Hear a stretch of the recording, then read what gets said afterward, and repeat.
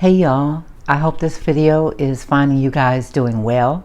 I'm doing okay. My name is Malika and welcome to Malika on the Move. So today I'm going to go down to Chinatown, and if you like a good story, I encourage you to finish watching this video because I have a really interesting one for you. So I'm going to go to this place called Wat Tri Mit. Wat is a temple in the Buddhist religion, but this particular story isn't necessarily focusing on Wat Tri Mit, but what's inside of Wat Tri Mit that is so interesting. So if you want to hear the story, at the end, have me magically transport you to Wat Tri Mit so you can see exactly what I'm talking about. Keep watching the video.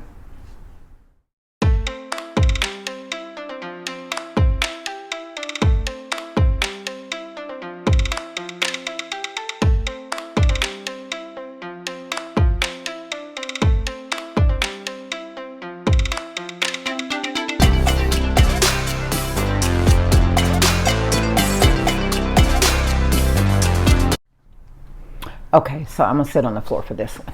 Okay, so this story begins in the 1700s. Bangkok was not always the capital of Thailand. Back in the 1700s and before, the capital of Thailand was in a province called Ayutthaya.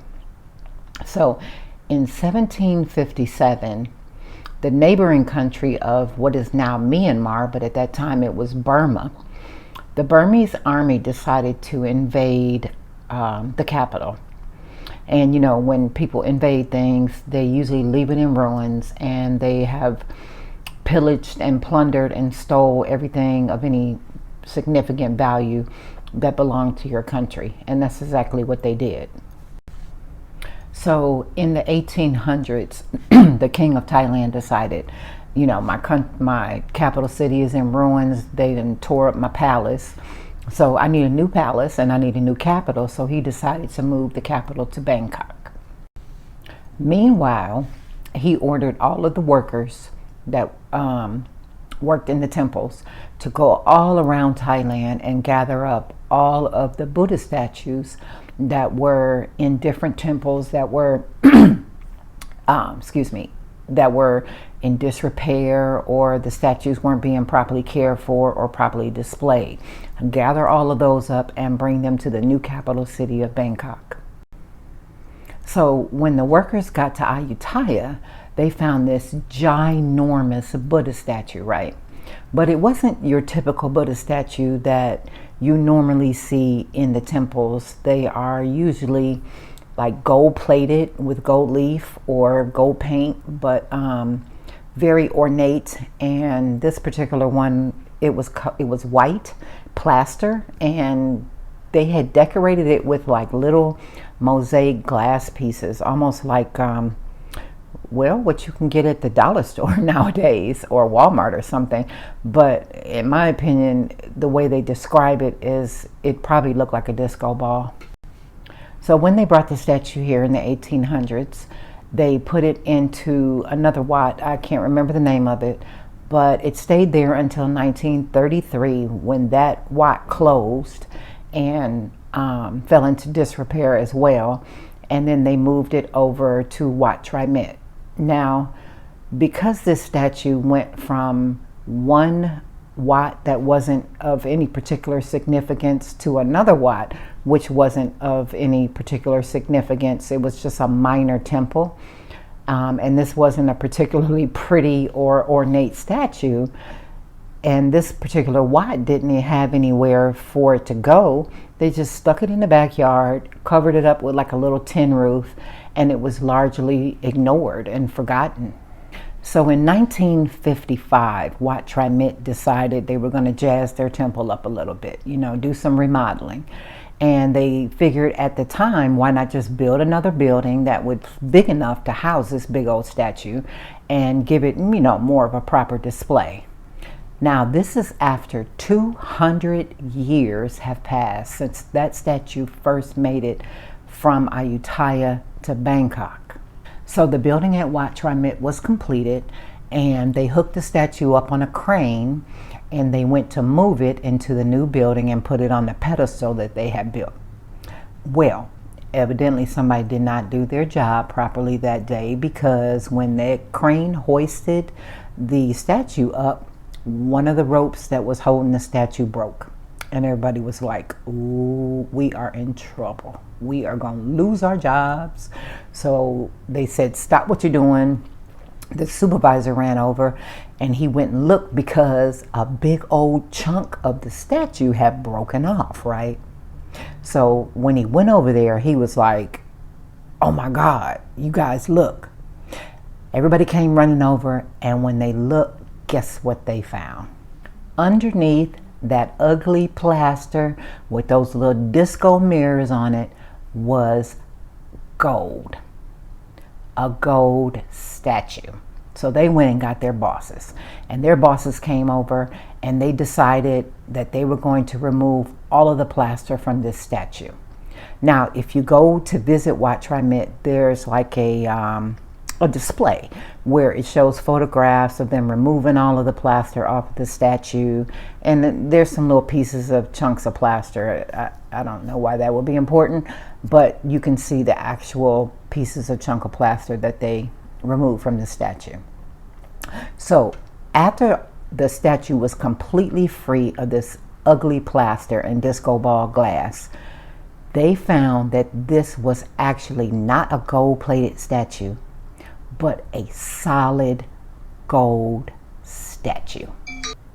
So evidently what the people of Ayutthaya did was, when they knew the Burmese army was going to come and invade them and steal everything, they covered this solid gold Buddha statue in that white plaster, and they threw them little disco ball mirrors on it just to make it undesirable for them to steal. And they didn't take it.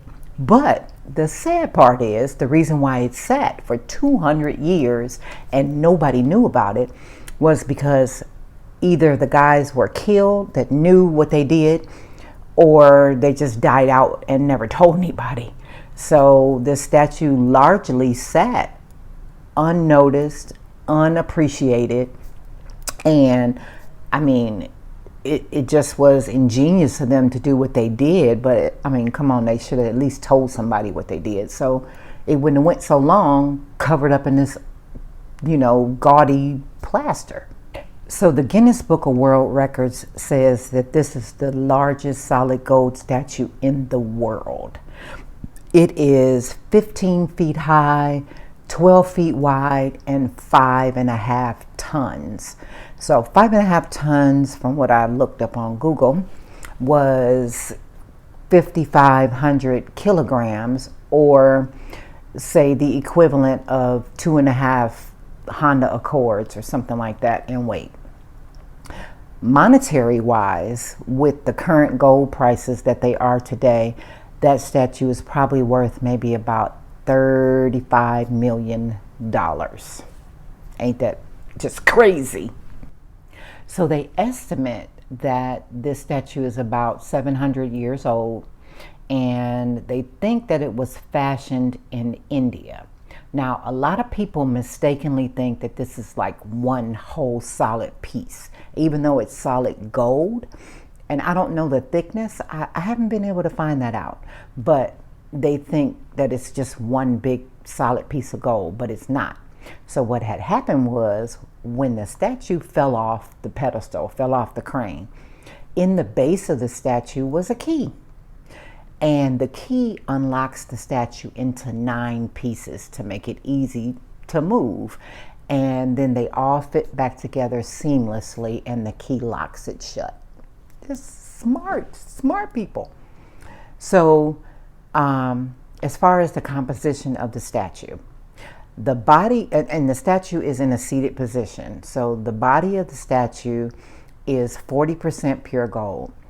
The head of the statue, from the chin to the forehead, is 80% gold, and the hair and the little man bun on top is 99% pure gold. So I'm assuming that because pure gold is real malleable, You know, you can bend it like real easy. I'm assuming that's why they didn't make the whole body 99% pure gold. Other than that, you know, he would be, you know, all like that. So in order to give it the firmness for it to be able to sit there, they had to mix it with an alloy so that, you know, it would be rigid. But it's a beautiful statue. So if you're ready to go check it out, let's go.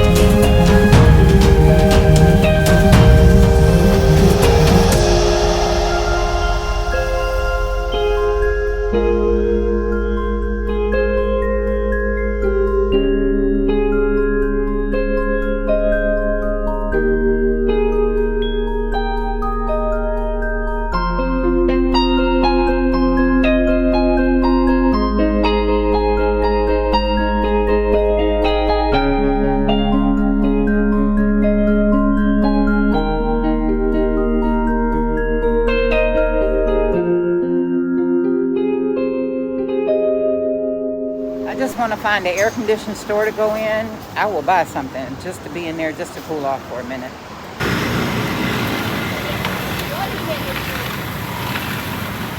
They smell so good. Those are roasted chestnuts. Lots of signs. Now if you come down here at night, when the stores close, the streets turn into a food festival. Just all kinds of street vendors and tons of food. And it actually is pretty packed full of people down here buying food. If you want to buy gold, come to Chinatown. They are the most reputable gold sellers in Thailand. And evidently this store is popular because it's pretty packed. I love those Chinese lanterns. If I had somewhere to put them, I would put them all in like a backyard, hang them from trees. They're so beautiful. This is a huge fruit market. Beautiful fruits. I do not want to carry fruits around in this heat, so I'm not going home right now. Otherwise I would buy some. But just so you know, when you come down these little alleys, don't think you're safe. And that is just a walkway because cars still come down these little alleys, and so do motorbikes. So I swear to you, all I want to buy right now, which I'm having a hard time finding, is a wash rag. So I can continue to wipe the sweat off of my face, or a towel. This is wholesale shopping in Chinatown, y'all. Champagne Market. It is literally cluster F.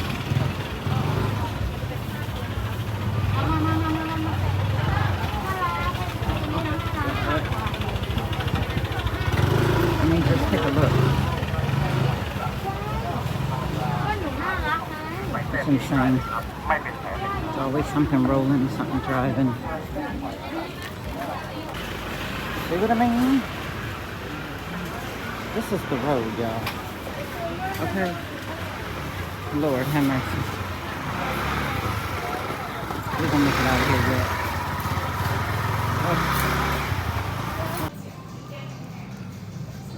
That's one good thing about Chinatown. They got fans. And I need it. I feel like an old church lady. It is hot. I am tangled all up. I'm starving. So I'm in here getting ready to eat some fried rice. but I'm burning up. And I had to, it was a little ant. I had to stop because I still got a little ways to go before I find the MRT, according to Google. So I stopped at a restaurant called Tommy Tong, China by Tommy Tong. And this is my fried rice. It's got shrimp. It's got beef. Looks really good. I didn't think it was going to look that good. I thought it was going to look just like regular old fried rice. Okay, the food was really good. I've cooled off. I didn't eat a whole lot, but I didn't want to get too full. It's too hot out there for that. But this is the thing. Another reason is because I need to get going. If I sit here too long, my bones are gonna get stiff. I ain't gonna be able to get up and walk, and I still got a ways to go. So I'm just sitting here resting for a minute, right? And I'm sitting like just on the steps here. So this lady was sitting next to me, and I noticed she spoke pretty good English because the tuk-tuk driver was trying to get us to go, you know, the whole souvenir scam. So I noticed she spoke really good English, and I asked her where she was from, and she was like, Vietnam. I was like, oh, nice, you know, and I told her I want to go to Vietnam, and maybe, you know, one day soon I'll get to go. So then next thing I know, she hands me out of her big bag some little chocolate candies with peanuts in them. And I'm like, oh, okay, well, how much? And she's like, no, they're for you. I'm like, okay, thank you. Then she gives the tuk-tuk driver her lunch, and it was like, this is for you. So then she turns to me and she was like, open a pack, looked like cigarettes. And she was like, you want weed? And I, no. So then she just proceeds to fire up her blunt, sit here, smoke her blunt, and then got up and was like, okay, see you. I was like, bye. So back home, I'm going to jump in the shower, but there's a couple things I wanted to tell you. So I don't know if you noticed the photo of the threshold going into the temple that said don't step on it. So Thais still have a lot of animistic, superstitious beliefs, ghosts and spirits and things like that, that they mix in with their Buddhism. And they believe that spirits live in the thresholds of buildings, so you don't step on those. Secondly, I could not take video into the temple. I can only do photographs. So if you wonder why I didn't make a video part for that and you only saw photos, well, now you know. So if you like this video, if you found it really informative, I'm happy to bring you the content. Excuse me, I'm losing my voice. But I'm happy to bring you the content, and I hope you continue to watch my videos. Hit that subscribe button if you haven't already, and hit that like button if you like this video. And until we meet again, take care, guys, and keep moving. Bye.